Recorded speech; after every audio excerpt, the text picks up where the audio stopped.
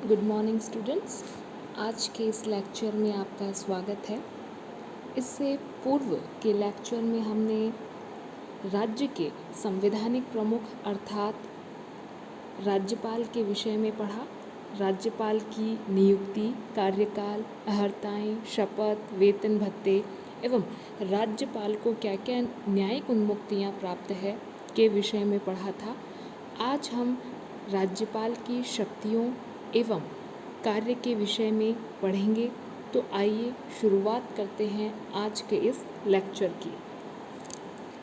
जैसा कि हम पूर्व में पढ़ चुके हैं कि भारत में संसदात्मक व्यवस्था को अपनाया गया है और संसदात्मक व्यवस्था के अंतर्गत दोहरी कार्यपालिका की व्यवस्था होती है। यदि आप केंद्र स्तर पर देखें तो जो संवैधानिक या नाम मात्र की कार्यपालिका शक्ति होती है वह राष्ट्रपति में निहित होती है, वहीं राज्य स्तर पर यह शक्ति राज्यपाल में निहित होती है एवं राज्यपाल राज्य में दो प्रमुख भूमिकाएं निभाते हैं। एक राज्य के संवैधानिक प्रमुख के रूप में अर्थात राज्य की नाम मात्र की कार्यपालिका के रूप में एवं दूसरी केंद्र सरकार के अभिकर्ता या प्रतिनिधि के रूप में। भारतीय संविधान के अनुच्छेद 153 से लेकर 167 तक राज्य कार्यपालिका का वर्णन किया गया है, जिसके अंतर्गत राज्यपाल, मुख्यमंत्री, उनकी मंत्रिपरिषद एवं राज्य के महाधिवक्ता शामिल होते हैं। तो आज हम केवल राज्यपाल के विषय में पढ़ रहे हैं और विशेषतया राज्यपाल के कार्यों के विषय में पढ़ रहे हैं। तो सबसे पहले हम बात करते हैं राज्यपाल की कार्यपालिका संबंधी शक्तियों की। इससे पूर्व हम राष्ट्रपति के कार्य एवं शक्तियां पढ़ चुके हैं, तो काफ़ी हद तक जो शक्तियां राज्यपाल की होती हैं वे उसी प्रकार से हैं, क्योंकि भारत में दोहरी व्यवस्था को अपनाया गया है। तो ऐसे में संघ की कार्यपालिका में अधिकांशतः जो भूमिका राष्ट्रपति निभाते हैं वही भूमिकाएं राज्य के संदर्भ में कुछ एक शक्तियों एवं अधिकारों को आप छोड़ दें तो राज्यपाल निभाते हैं। तो कुल मिलाकर राष्ट्रपति की शक्तियों के अंतर्गत हमने जो कुछ भी पढ़ा था वो यहाँ भी उपयोगी साबित होगा। तो आइए सबसे पहले हम बात करते हैं राज्यपाल की कार्यपालिका संबंधी शक्तियों की। राज्य सरकार के जो सभी कार्य होते हैं वे राज्यपाल अर्थात राज्य सरकार के जो समस्त कार्यकारी कार्य हैं वे राज्यपाल के नाम पर ही किए जाते हैं। राज्यपाल मुख्यमंत्री की नियुक्ति करता है एवं मुख्यमंत्री के परामर्श से अन्य मंत्रियों की नियुक्ति करता है। मंत्री राज्यपाल के प्रसाद पर्यंत ही अपना पद धारण करते हैं और भारत के अंतर्गत कुछ विशेष राज्यों में कुछ विशेष अधिकार भी राज्यपाल को दिए गए हैं। जैसे जो जनजाति बाहुल्य इलाके वाले राज्य हैं जिनमें छत्तीसगढ़, झारखंड, मध्य प्रदेश, ओडिशा आदि को सम्मिलित किया गया है, में राज्यपाल द्वारा नियुक्त एक जनजातीय कल्याण मंत्री होगा। ये एक विशेष शक्ति है जो राज्यपाल को कुछ विशेष राज्यों में प्रदान की गई है, चूँकि ये समस्त राज्य जो हैं वो जनजाति बाहुल्य इलाके हैं। राज्यपाल राज्य के महाधिवक्ता, राज्य लोक सेवा आयोग के अध्यक्ष और अन्य सदस्यों तथा अधीनस्थ न्यायालय के न्यायाधीशों की नियुक्ति करता है। लेकिन राज्य लोक सेवा आयोग के सदस्यों को यदि उनके पद से पृथक करना हो या हटाना हो तो यह शक्ति राज्यपाल में निहित नहीं है। राज्यपाल राज्य के उच्च न्यायालय के न्यायाधीशों की नियुक्ति के संबंध में राष्ट्रपति जो है वो जब उच्च न्यायालय के न्यायाधीशों की नियुक्ति की बात आती है तो राज्यपाल से परामर्श करते हैं।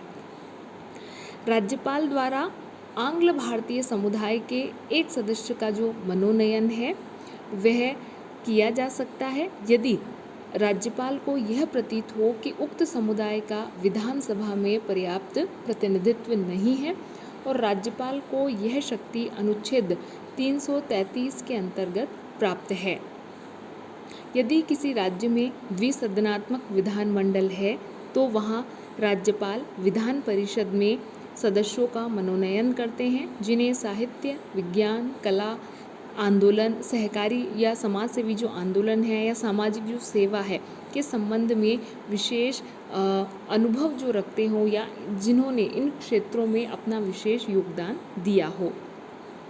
इसी के साथ जो राज्यपाल हैं वे राज्य के विभिन्न विश्वविद्यालयों के कुलाधिपति होते हैं और राज्य के जो वीसीज जो यूनिवर्सिटीज़ के कुलपति होते हैं उनकी जो नियुक्ति है वह भी राज्यपाल द्वारा ही की जाती है। अब हम बात करते हैं राज्यपाल की विधायी शक्तियों के संदर्भ में। राज्यपाल राज्य विधानसभा का सत्र बुलाने, सत्रावसान करने तथा विधानसभा को भंग करने का अधिकार रखते हैं और यह अधिकार संविधान के अनुच्छेद 174 के अंतर्गत उन्हें प्राप्त है। राज्यपाल विधानमंडल के प्रत्येक चुनाव के बाद पहले और प्रत्येक वर्ष के पहले सत्र को संबोधित करते हैं और ये शक्तियाँ जो है ठीक उसी प्रकार से है जिस प्रकार से राष्ट्रपति को संसद के संबंध में शक्तियाँ प्राप्त हैं। कोई भी जो विधेयक है वह राज्यपाल की अनुमति के बिना कानून नहीं बन सकता, भले ही वह दोनों सदनों द्वारा पारित कर दिया गया हो। अनुच्छेद 174 के अंतर्गत राज्य विधानसभा का जो विघटन है वह राज्यपाल द्वारा ही किया जा सकता है। राज्यपाल की एक अत्यंत महत्वपूर्ण शक्ति है अध्यादेश जारी करने की शक्ति, जो उन्हें संविधान के अनुच्छेद 213 के अंतर्गत प्राप्त है। ये काफ़ी महत्वपूर्ण अनुच्छेद है, इसे याद रखें, क्योंकि राज्यपाल को अध्यादेश जारी करने की जो शक्ति है वह अनुच्छेद 213 के अंतर्गत प्राप्त है, जबकि जो राष्ट्रपति हैं उन्हें यह शक्ति अनुच्छेद 123 के अंतर्गत प्राप्त है। तो अब हम बात करते हैं कि आखिरकार राज्यपाल की अध्यादेश जारी करने की शक्ति क्या है। जब विधानमंडल का सत्र न चल रहा हो और कुछ ऐसी परिस्थितियां उत्पन्न हो जाए जिसके लिए तत्काल प्रभाव से कानून निर्माण की आवश्यकता हो, तो ऐसे में राज्यपाल अध्यादेश जारी कर सकते हैं। यह अध्यादेश बनाने की जो शक्ति है वो राज्य विधानमंडल की विधायी शक्ति के बराबर ही है और 7वीं अनुसूची की सूची 2 और 3 के विषयों तक ही सीमित है। इस अध्यादेश की राज्य विधानमंडल से 6 सप्ताह के बाद उसकी वैधता स्वतः ही समाप्त हो जाती है। अर्थात जो अध्यादेश जारी करने की शक्ति है राज्यपाल की वह राज्य सूची एवं समवर्ती सूची के विषयों पर ही है और जो अध्यादेश है उसकी जो वैधता रहती है वह 6 सप्ताह रहती है। यदि विधानमंडल पुनः उसे कानून के रूप में परिणित नहीं करता है तो वह 6 माह में समाप्त हो जाता है। 6 सप्ताह में, माफ़ कीजिएगा, 6 माह नहीं, 6 सप्ताह में वह समाप्त हो जाता है। अब हम बात करते हैं राज्यपाल की न्यायिक शक्तियों के विषय में।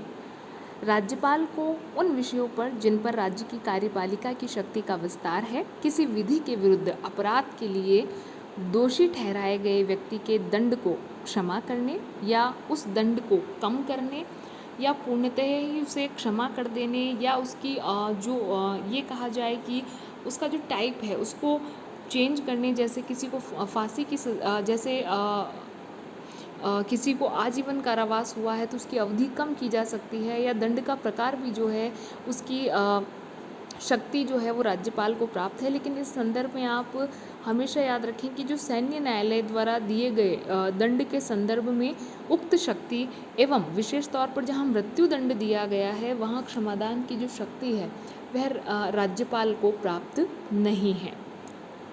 अब हम बात करते हैं राज्यपाल की आपातकालीन शक्तियों के विषय में। इससे पूर्व हम राष्ट्रपति की आपातकालीन शक्तियां पढ़ चुके हैं। राष्ट्रपति को 3 प्रकार की आपातकालीन शक्तियां प्राप्त है, लेकिन राज्यपाल को केवल एक ही प्रकार की आपातकालीन शक्ति प्राप्त है जो अनुच्छेद 356 के अंतर्गत उसे प्राप्त है। अनुच्छेद 356 के अनुसार यदि राज्यपाल को यह लगे कि जो राज्य का शासन है वह संविधान के प्रावधानों के अनुरूप नहीं चल रहा है तो वह राष्ट्रपति को प्रतिवेदन भेज सकते हैं और राष्ट्रपति शासन की सिफारिश कर सकते हैं। और यह जो शक्ति है राज्यपाल को वह संविधान के अनुच्छेद 356 के अंतर्गत प्राप्त है। अब हम बात करते हैं राज्यपाल की वित्तीय शक्तियों की। राज्यपाल जो है वो राज्य का जो बजट होता है उसे विधानमंडल के समक्ष रखवाते हैं। राज्यपाल को धन विधेयक और अनुदान की मांगों की सिफारिश करने की भी शक्ति प्राप्त है। राज्य की जो आकस्मिक निधि है वह राज्यपाल के अधिकार के अंतर्गत ही रहती है और वह इससे अग्रिम निधि निकाल सकते हैं। पंचायतों एवं नगर पालिका की वित्तीय स्थिति की समीक्षा करने के लिए हर 5 वर्ष के पश्चात वे वित्त आयोग का गठन करते हैं। तो ये थी राज्यपाल की वित्तीय शक्तियाँ। अब तक हमने राज्यपाल की कार्यपालिका, विधायी, न्यायिक एवं आपातकालीन एवं साथ ही वित्तीय शक्तियों के विषय में पढ़ा। लेकिन राज्यपाल को परिस्थितिवश कुछ विवेकाधीन या विवेकाधिकार संबंधी शक्तियाँ भी प्राप्त हैं। ऊपर की जो 5 शक्तियां हैं उनका प्रयोग प्राय राज्यपाल, मुख्यमंत्री एवं उनकी मंत्रिपरिषद की सिफारिश से ही करते हैं। लेकिन कुछ ऐसी परिस्थितियां पैदा हो जाती हैं जब राज्यपाल जो हैं वो स्व विवेक से भी कार्य करते हैं। तो आइए हम देखते हैं कि वो कौन कौन सी शक्तियां हैं जो विवेकाधिकार संबंधी शीर्षक के अंतर्गत रखी जा सकती हैं। संविधान में राज्यपाल की कुछ विशेष शक्तियों का वर्णन है जिनका उपयोग वह विशेष परिस्थितियों में करते हैं। ये शक्तियाँ 2 प्रकार की हैं। एक जिनका संविधान में प्रत्यक्ष रूप से वर्णन किया गया है और दूसरी जो तत्कालीन कुछ ऐसी राजनीतिक परिस्थितियाँ उत्पन्न हो जाती हैं कि किसी विषय पर राज्यपाल को अपने विवेकानुसार ही कार्य करना होता है और ऐसे में जो राज्यपाल का निर्णय होता है वह अंतिम होता है। जैसे कुछ विवेकाधिकार संबंधी जो शक्तियां हैं वो हैं मुख्यमंत्री की नियुक्ति, मुख्यमंत्री को उनसे पद से हटाना, विधानसभा का विघटन करना, सरकार को विधानसभा में अपना बहुमत सिद्ध करने के लिए कहना, विधेयक को पुनर्विचार के लिए लौटाना, राज्य विधानमंडल द्वारा पारित किए गए किसी विधेयक को राष्ट्रपति के विचारार्थ आरक्षित रख देना या फिर अनुच्छेद 356 के अंतर्गत राष्ट्रपति शासन हेतु अपनी सिफारिश भेजना या अनुशंसा करना। ये जो समस्त शक्तियां हैं ये राज्यपाल की विवेकाधिकार संबंधी शक्तियों के अंतर्गत आती हैं। तो आज के इस लेक्चर में हमने राज्यपाल की विभिन्न शक्तियों एवं कार्यों के विषय में पढ़ा। आगे आने वाले लेक्चर्स में हम राज्य की जो वास्तविक कार्यपालिका है अर्थात मुख्यमंत्री, मंत्रिपरिषद के विषय में पढ़ेंगे। आज के इस लेक्चर में इतना ही। धन्यवाद।